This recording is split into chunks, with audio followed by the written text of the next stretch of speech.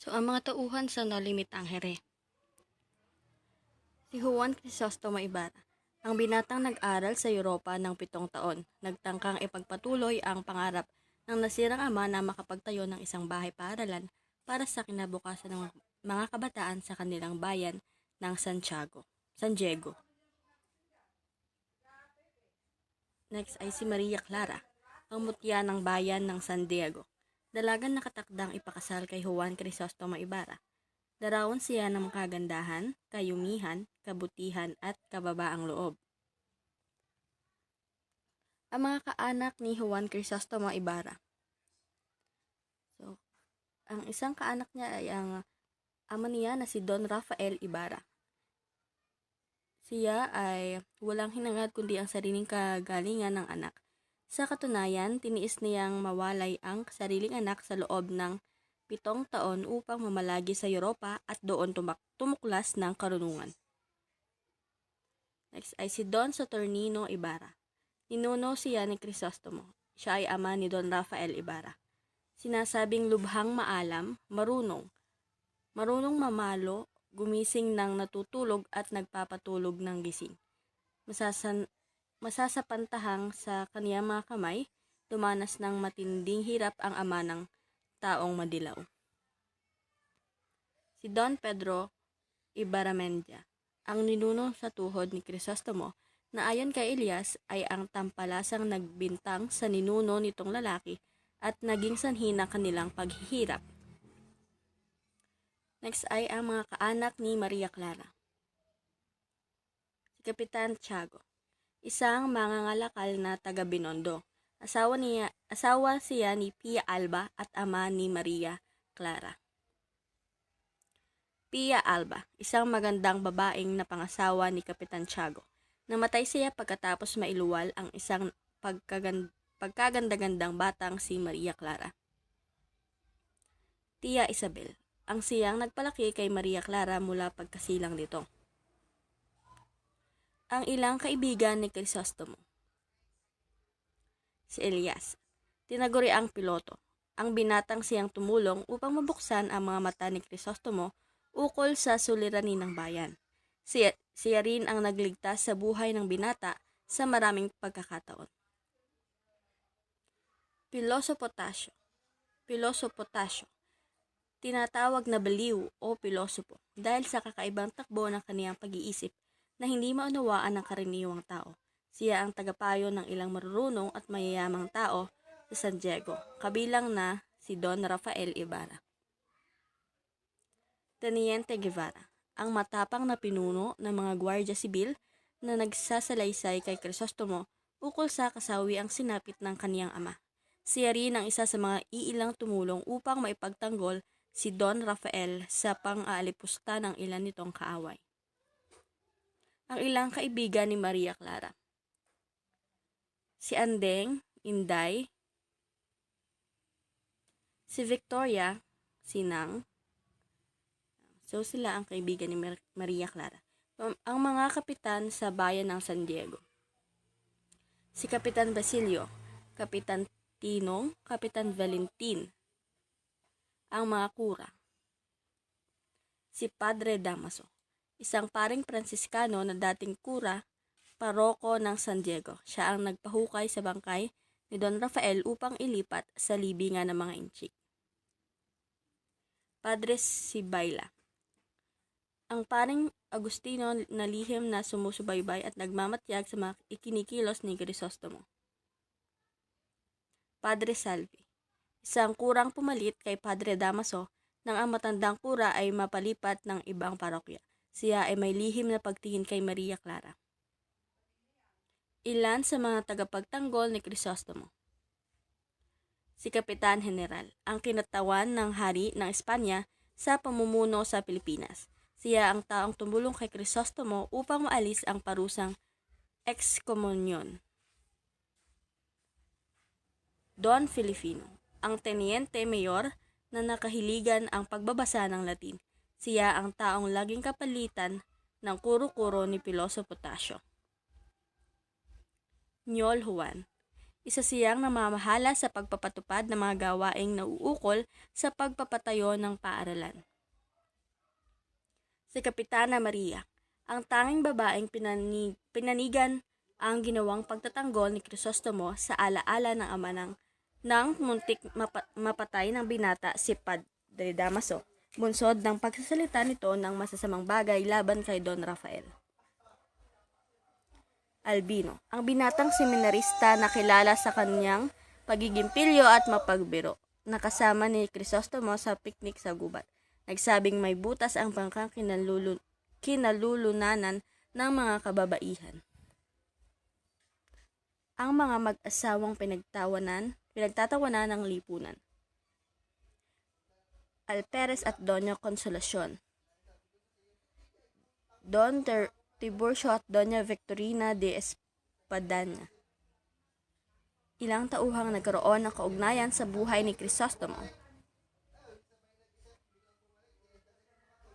Sisa, ang martir na ina na Basilio at Crispin, asawa ni Pedro na walang ginawa kundi magsugal at pagmalupitan ang asawa. Basilio at Crispin, mga anak ni Sisa na pumasok sa pagsasakristan at bilang tagatugtog ng kampanya sa simbahan ng San Diego sa paghahangad ng kanilang ina na sila ay mapag-aral.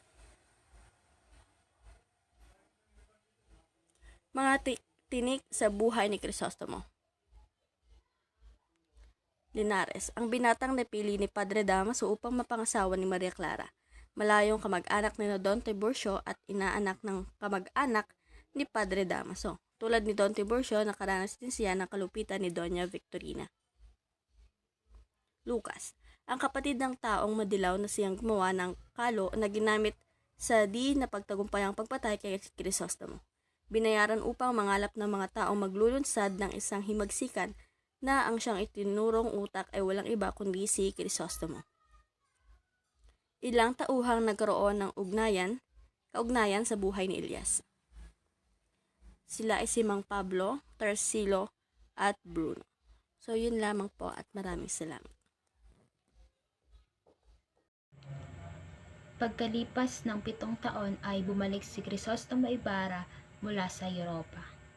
Nagdaos ng isang piging si Kapitan Tiago sa kanyang tahanan bilang handog sa pagdating ng binata, na siyang kasintahan ng kanyang anak na si Maria Clara. Habang idinaraos ang pagsasalo, ay hinamak siya ng dating kura ng San Diego na si Padre Damaso. Kahit na siya ay nakaranas ng panghahamak, naging magalang pa rin ang binata. Maaga itong umalis sa piging dahil may mahalaga pa umano itong aasikasuhin.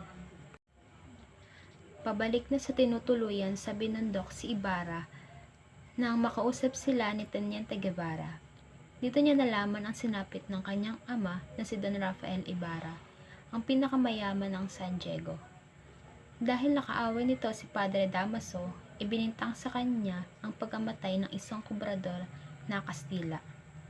Unti-unting nadagdagan ang mga paratang kay Don Rafael Ibarra at ang pinakamabigat sa lahat ay ang paratang na siya isang erehe o filibustero.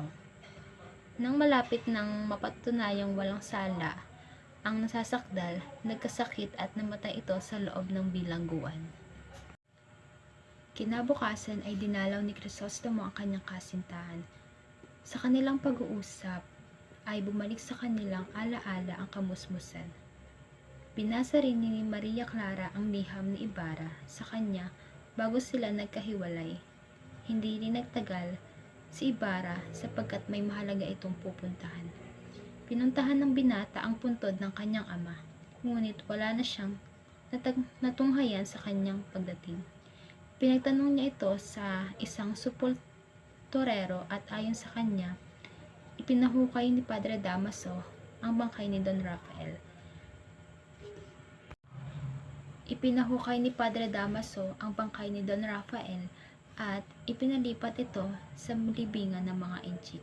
At dahil malakas ang ulan noon, itinapon na lamang ng tagalibing ang bangkay sa ilog. Hindi gumanti sa Paris si Ibarra, bagkus ay itinuloy niya ang panukalang makapagpatayo ng paaralan. Sa araw ng pagbabasbas, iniligtas ni Elias si Ibarra sa isang kapahamakan. Ang unang bato ay bumagsak hindi kay Ibarra kundi sa mga taong binayaran ng mga lihim niyang kasama. Nagdaos si Ibarra ng pagdiriwang matapos ang pagbabasbas ng unang bato. Siya at ang alaala ng kanyang ama ay hinamak ni Padre Damaso. At dahil doon hindi napigilan ni Ibarra ang kanyang sarili at nagtangkang saksakin ng pari. Ngunit hindi yun natuloy dahil pinigilan siya ni Maria Clara. Habang naman sinamantala naman ni Padre Damaso ang pagpato ng simbahan kay Ibarra na si Ibarra isang excomulgado. Hiniling nito kay Kapitan Tiago na huwag ipakasal si Maria Clara kay Ibarra, kundi sa isang binatang Kastila na nangalang Alfonso Linares. Nung mga oras na yun, si Alfonso Linares ay kararating pa lamang sa Pilipinas. Habang naman pinatawad naman si Ibarra ng arsobispo dahil na rin sa tulong ng Kapitan General. Bigla ang sumakay sa kartel ni Ibarra ang taong bayan at saka si Ibarra naman ang pinagbibintangang namuno sa paghihimagsik ng mga tao kung kaya't siya ay hinuli at ginawang bilanggo. Nagkaroon ng piging sa bahay ni Kapitan Tiago upang ipaalam ang kasunduan sa pagpapakasal ni Maria Clara kay Linares. Noong mga oras na yon ay nagtagkang tumakas si Ibarra sa tulong naman ni Elias. Bagong tuluyang makatakas si Ibarra ay kinausap niya muna si Maria Clara. At dito inamin ni Maria Clara na ang kanyang pagkapahamak ay dahil sa kastipang ibinigay niya kay Padre Salvi. Ito ay yung sulat na mula sa kanyang ina na nakuha sa kumbento. Nakasaad sa sulat na yun ay yung tunay niyang ama ay si Padre Damaso. Sinabi rin ni Maria Clara kay Ibarra na siya ay ipapakasal kay Linares, ngunit ang pag-ibig niya kay Ibarra ay hindi mawawala sa kanyang puso kailanman.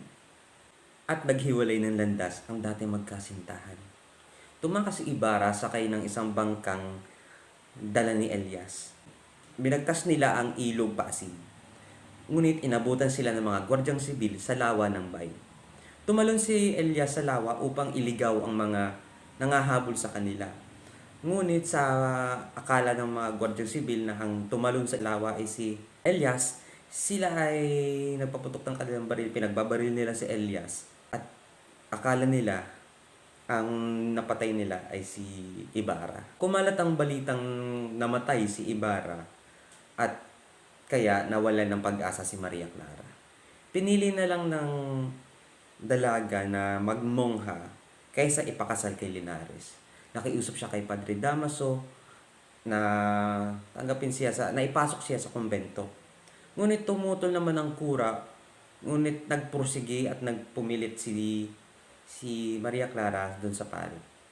Ang kumbento o ang kamatayan nito. Walang katotohanan kay Maria Clara na si Ibarra ay namatay sapagkat ang tinamaan ng mga Gwardiya Sibil ay si Elias. At doon na nagtatapos ang buod ng Noli Me Tangere. Ilarawan ng mga lugar kung saan naganap ang kwento. Una ay bayan ng San Diego. Ito ang bayan na isa din sa tagpuan sa kwento. Ang bayan ng San Diego, isang bayan na sagana sa mga likas yaman tulad ng mga palay at iba pa. Ito ay may malawak na bukirin at tabing bahay. Pangalawa naman ang simbahan, yari sa bato. Dito dinaraos ang mga misa at kasiyahan na dinadaluhan ng napakaraming tao. At ang panghuli ay ang bahay ni Kapitan Tiago. Malaki at maganda, karaniwang pinagdarausan ng kasiyahan at pagtitipon noong unang panahon. Ito ay isa sa mga tagpuan sa kwento kung saan ang bahay ni Kapitan Tiago ay pinupuntahan ng mga kilala at malalaking tao sa tuwing may pagtitipon.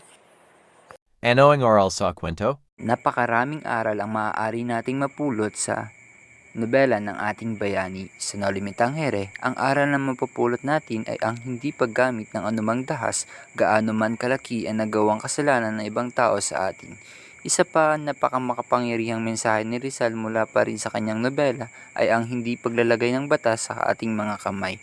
Para sa akin, ito ang mensaheng kumakatawan sa buong nobela. Napakagandang isipin na sa kabila ng mga nagawa ng mga kasiya at pagpapakita ng mga kasamaan ng Dominicong pari kay Rizal ay ni minsan hindi niya nagawang saktan o pisikalin ang mga ito. Bagamat laging may konotasyon na hindi madaling makamit ang hustisya, lalo na ng mga walang impluensya at pera o sinatatawag natin na mahirap o mahihirap na tao, gayunpaman mayroon ding paniniwala na maaaring hindi maibigay ang hustisya sa buhay na ito, ngunit ang Diyos ay hindi natutulog at ibibigay niya sa mga tao ang mga bagay na nararapat para sa kanila, maging ito man ay para sa kabutihan o bunga ng mga maling nagawa nila.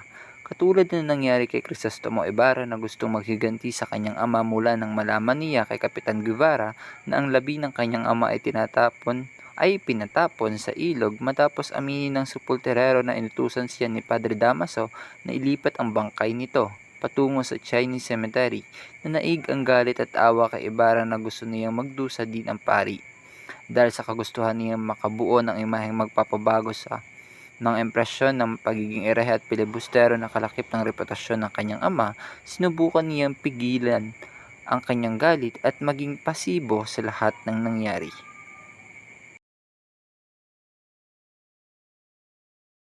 Bilang pare noon nakilala sa pagiging malupit at mapang-abuso, ang pagkakaiba ng perception ko ay taliwas sa ipinapahiwatig ng kwentong Noli Me Tangere. Sapagkat bilang pare noon, hindi ko lubos naisip na mali pala ang ginagawa ko sa kapwa ko Pilipino at hindi ko iniisip ang kapakanan nila, kundi ang pansarili lamang. Na imbis na gamitin ko ang aking posisyon sa pagtulong at paggawa ng mabuti, sinasamantala ko ang aking kapangyarihan laban sa mga inosenteng Pilipino. Bilang pare naman, ngayon, ang pagkakaiba ng perception ko sa ipinapahiwatig ng kwentong Noli Me Tangere na sumasalamin sa masalimuot na pinagdaanan ng mga Pilipino noon, mahihinuha ko kung paano hinubog ng panahon ako bilang pari noon at ako bilang pari ngayon. Bukod doon, magiging bukas ako sa mga pinagdaanan na kahirapan ng mga kapwa ko Pilipino at di lang noon, kundi pati na rin yung mga pinagdadaanan nila ngayon.